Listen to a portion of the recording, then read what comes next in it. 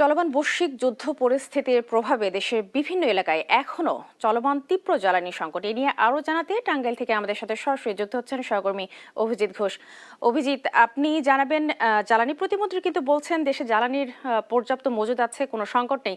সেখানে জ্বালানি সংকটের বিষয়ে ভোক্তা ও পাম্প কর্তৃপক্ষ কি বলছেন? জি রিপা, আসলে প্রতিমন্ত্রী যা বলছেন বা সরকার যেটি বলছেন সেটির সাথে বাস্তবতার আসলে কোনো মিল নেই। টাঙ্গাইলের যে বেশ কয়েকটি পাম্প রয়েছে, জেলা সহ উপজেলা পর্যায়ে যে পেট্রোল পাম্পগুলো রয়েছে, যে ফিলিং স্টেশনগুলো রয়েছে, সেইগুলোতে তেল সংকট কিন্তু রয়েছে এবং এই তেল সংকটের কারণে অনেক ফিলিং স্টেশনেই যেটুকু তেল পাচ্ছেন তারা সেই তেল নিতেও যারা এই চালকরা আসছেন তারা কিন্তু এই পাম্পের লোকজনের সাথে তাদের এক ধরনের বাকবিতণ্ডা তৈরি হচ্ছে। পাম্পের মালিকরাও বলছেন যে যে পরিমাণের তেল তারা পাওয়ার কথা সেই পরিমাণের তেল তারা পাচ্ছেন না, যে কারণে যারা গ্রাহক রয়েছে তাদের সাথে এই বাকবিতণ্ডাটা জড়িয়ে যাচ্ছেন। আপনারা জানেন যে এই যে টাঙ্গাইলে যে তেলের সংকট তৈরি হয়েছে এর কারণে অনেক পরিবহন কিন্তু বন্ধ রয়েছে। পাশাপাশি আজকেও সকাল থেকে কয়েকটি পাম্পে আমরা ঘুরেছি, সেই পাম্পগুলোতেও তেল নেই সেই যে কারণে অনেক চালকরা তারা ফিরে যাচ্ছেন। বিশেষ করে যারা কর্মজীবী মোটরসাইকেল চালক রয়েছেন তারা বেশি বিপাকে পড়েছেন। পাশাপাশি যে ট্রাকগুলো, যে মালবাহী ট্রাকগুলো, সেগুলো কিন্তু বিপাকে রয়েছেন।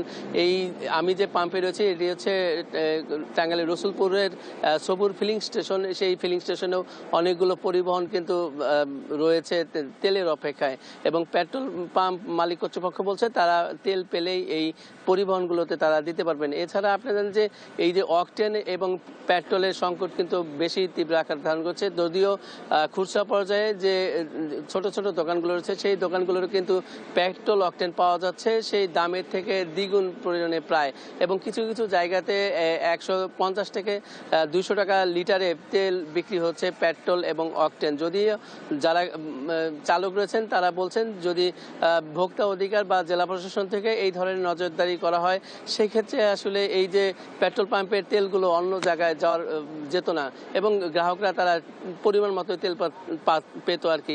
এবং বলছেন যে সরকারের সাথে আসলে এই বাস্তবতার কোনো মিল নেই।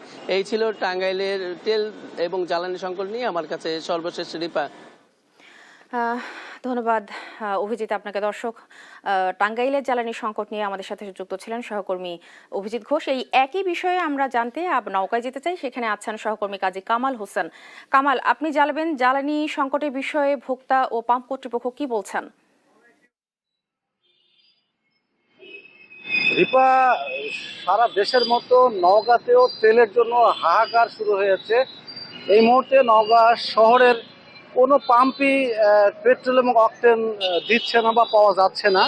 আমি দাঁড়িয়ে আছি নওগাঁ শহরের অনেকটা জিরো পয়েন্ট বলা হয়, জিরো পয়েন্ট খ্যাত মুক্তির মোড়ের সাকিব ফিলিং স্টেশনে। সেখানেও টাঙানো আছে যে এখানে কোনো পেট্রোল অকটেন দেওয়া হচ্ছে না। তারপরেও আমি দেখানোর চেষ্টা করবো, এখানে বেশ কিছু মোটরসাইকেল চালকরা এতক্ষণ ছিলেন, তারা এই মাত্র চলে যাচ্ছেন, অনেকে ব্যাক করে চলে যাচ্ছেন, এমনকি পুলিশ কর্মকর্তারাও এসে চলে যাচ্ছেন। আমি যদি দেখানোর চেষ্টা করি, একেবারে এই রাত 12টা 1টা 2টা পর্যন্ত এই তেল দিয়ে কালকে বিকেলে বা সন্ধ্যাতে কিছু তেল এসেছিল, এরপরে তেল আর নেই। এখন অনেকে ব্যর্থ হয়ে চলে যাচ্ছে। এখন কিছুক্ষণ আগেই কিছু গ্রাহক ছিল, মোটরসাইকেল চালক ছিল।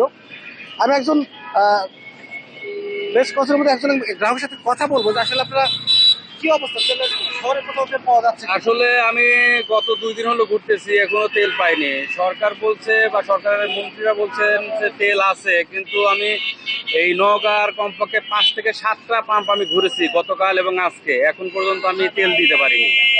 বলছে তেল নাই। এই পাম্পের যারা আছেন ওনারা বলছেন তেল নাই, সরকার বলছে তেল আছে। এখন এই অবস্থার মধ্যে আছে, আমি গত 2 দিন হলে তেল নিতে পারিনি। কথা বলছিলাম একজন গ্রাহকের সাথে, তিনি জানাচ্ছিলেন যে নওগাঁ শহরে অন্তত 5টি পাম্পে তিনি ঘুরেছেন এবং আমি নিজেও ঘুরেছি নওগাঁ শহরের বেশ কিছু পেট্রোল পাম্পে ঘুরেছে। নওগাঁ শহরের এই মুহূর্তে নওগাঁ শহরের কোনো পেট্রোল পাম্পেই পেট্রোল বা অকটেন সরবরাহ করা হচ্ছে না। গতকালকে সাকিব ফিলিং স্টেশন এবং তার আগে মজুমদার ফিলিং স্টেশনে কয়েক ঘন্টার জন্য পেট্রোল দেওয়া হয়েছিল। সেখানে অসংখ্য ভিড়, হাজার হাজার মোটরসাইকেল চালকরা ভিড় করেছে এবং সেখানে 200 টাকার করে তেল দেওয়া হয়েছিল, কখনো কোথাও কোথাও 300 টাকার পর্যন্ত তেল দেওয়া হয়েছে। অনেকে আসছেন ব্যর্থ হয়ে ফিরে চলে যাচ্ছেন, আসলে পেট্রোল পাচ্ছেন না। ওটা পেট্রোল জন্য একটা হাহাকার বলা চলে। সবকিছু মিলে আমি পেট্রোল মালিক সমিতির নেতাদের সাথে কথা বলি, তারা যেটা বলেছেন যে আসলে যাদের যতটুকু দরকার তার থেকে বেশি পেট্রোল নিচ্ছেন, অক্টেন নিচ্ছেন, এবং তারা স্টোরেজ করার জন্য মূলত তাদের এই সমস্যার সৃষ্টি হচ্ছে এবং মানুষের মধ্যে একটা প্যানিক সৃষ্টি হচ্ছে, ভয় আতঙ্ক সৃষ্টি হচ্ছে, যে কারণে খুব দ্রুততার সাথে পড়ে যাচ্ছে। অন্যদিকে আমরা কিছু জায়গায় অভিযান চালানো দেখেছি, সেখানে তারা স্টোরেজও করছে, অনেকেই অবৈধ কিছু মজুতদারদের কাছে পাওয়া গেছে, অনেক তেল পাওয়া গেছে। তো সবকিছু মিলে নওগাঁয় তেলের জন্য একটি হাহাকার পরিস্থিতি সৃষ্টি করছে। নওগাঁয় তেল নেই একেবারেই, দু একটি পাম্পে যদি পাওয়া গেলে ডিজেল পাওয়া যাচ্ছে। এই মুহূর্তে নওগাঁ শহরের কোনো পাম্পেই পেট্রোল বা অক্টেন সরবরাহ করা হচ্ছে না। তো নওগাঁ থেকে আমার কাছে জ্বালানি তেল সংকট নিয়ে এমনটি ছিল সর্বশেষ তথ্য। ফিরছি স্টুডিওতে, রিপা। ধন্যবাদ কামাল আপনাকে। দর্শক, নওগাঁ থেকে জ্বালানি তেলের সংকট নিয়ে আমাদের সাথে সরাসরি যুক্ত ছিলেন সহকর্মী কামাল। দর্শক, জ্বালানি তেলের পরিস্থিতি জানতে রাজধানীর ফিলিং স্টেশনগুলো ঘুরে দেখছেন সহকর্মী ফজলে আদিত্য। সরাসরি যুক্ত হচ্ছেন তিনি। আদিত্য, আপনি জানাবেন পাম্পে জ্বালানি তেলের সংকট আছে কিনা, কি দেখছেন আপনি, আর কর্তৃপক্ষ এই বিষয়ে আসলে কি বলছেন? রিপা, আমি আছি এখন পরিবাগে, এবং পরিবাগের আমি যে স্থানটিতে দাঁড়িয়ে আছি, আমার হাতের বাম পাশে একটি পাম্প এবং ডান পাশে একটি পাম্প।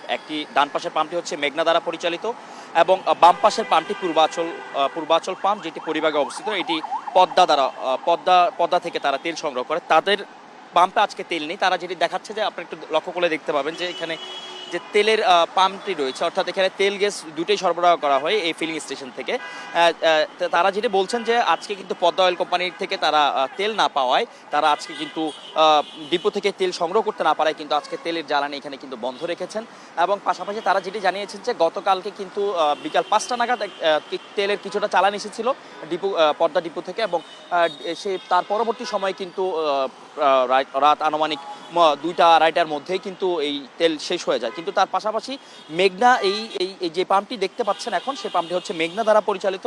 মেঘনা থেকে সরাসরি পরিচালিত হয় এই পাম্পটি, এবং বিভিন্ন পাম্প যেগুলো অন্যান্য যে পাম্পগুলো রয়েছে সেগুলো কিন্তু বিভিন্ন ডিলারশিপের মাধ্যমে তেলগুলো ডিপো থেকে কিন্তু তেল সংগ্রহ করা হয়। মেঘনার এই পাম্পটিতে আজকে কিন্তু আমরা জানতে পেরেছি, সকালবেলা এসেছি আমরা এই পাম্পটিতে, এবং কর্তৃপক্ষের সাথে কথা বলে যেটা জানতে পেরেছি যে 15,100 লিটার তেল মজুদ আছে, এবং চাহিদা অনুযায়ী কিন্তু যে রেশনিং পদ্ধতি, সেই রেশনিং পদ্ধতিতে কিন্তু এই মেঘনা পাম্পে কিন্তু তেল সরবরাহ করা হচ্ছে। কিন্তু তার পাশে কিন্তু ভিন্ন চিত্র আমরা দেখতে পেয়েছি। ওই পাশের পাম্পটিতে কিন্তু যেটা পদ্মা ডিপো থেকে তেল সংগ্রহ করা হচ্ছে, সেই পাম্পে কিন্তু তেল সরবরাহ করতে পারছেন না পাম্প সংশ্লিষ্টরা। এবং তারা যেটি জানিয়েছেন যে পর্যাপ্ত তেল তারা ডিপো থেকে সংগ্রহ করতে না পারে, কিন্তু মূলত এই ভোগান্তি হতেছে। এবং আপনাকে একটি জিনিস জানিয়ে দিতে চাই, যারা এই পাম্পটি থেকে তেল সংগ্রহ করছে তারাও যেটি জানাচ্ছেন যে 4 থেকে 5টি পাম্প ঘুরে কিন্তু মূলত তারা এখানে এসে কিন্তু তাদের যেই চাহিদা অনুযায়ী তেল, সেটিও কিন্তু নিতে পারছেন না। আপনাকে আমি একটি জিনিস জানাতে চাই যে এইখানে কিন্তু তেলের সরবরাহ নিয়ে কিন্তু কিছুটা সমস্যা রয়েছে। পাশাপাশি কিন্তু এখানে সংশ্লিষ্ট কর্তৃপক্ষরা বলছেন যে চাহিদা অনুযায়ী যখন তেল সরবরাহ করা হবে, সেক্ষেত্রে কিন্তু পর্যাপ্ত ভোক্তা পর্যায়ে কিন্তু পর্যাপ্ত তেল দেওয়া সম্ভব হবে। এছাড়া কিন্তু রেশনিং যে পদ্ধতি রয়েছে, 500 টাকা বাইকে এবং 5 থেকে 10 লিটার এবং পরবর্তীতে 20 লিটার বড় গাড়িতে, সেভাবেই কিন্তু রেশনিং পদ্ধতিতে তেল সরবরাহ করা হচ্ছে। এবং সরকার যেটি জানিয়েছেন যে প্রধানমন্ত্রীর কাছ থেকে কিন্তু আমরা জানতে পেরেছি যে 200 কোটি টাকা কিন্তু ভর্তুকি দেওয়া হচ্ছে ভোজ্য তেলের, এই তেলে কিন্তু জ্বালানি তেলে কিন্তু 200 কোটি টাকা পর্যন্ত ভর্তুকি দেওয়া হচ্ছে। এবং স্বরাষ্ট্রমন্ত্রীকে নির্দেশনা দেওয়া হয়েছে যে যারা অবৈধভাবে তেলের চোরাচালান করছে তাদেরকে শক্ত হাতে দমন করার জন্য। আমরা সরজমিনে কিন্তু তাই দেখতে পাচ্ছি যে কয়েকটি পাম্পে তেল রয়েছে এবং কয়েকটি পাম্পে তেল নেই। রিপা।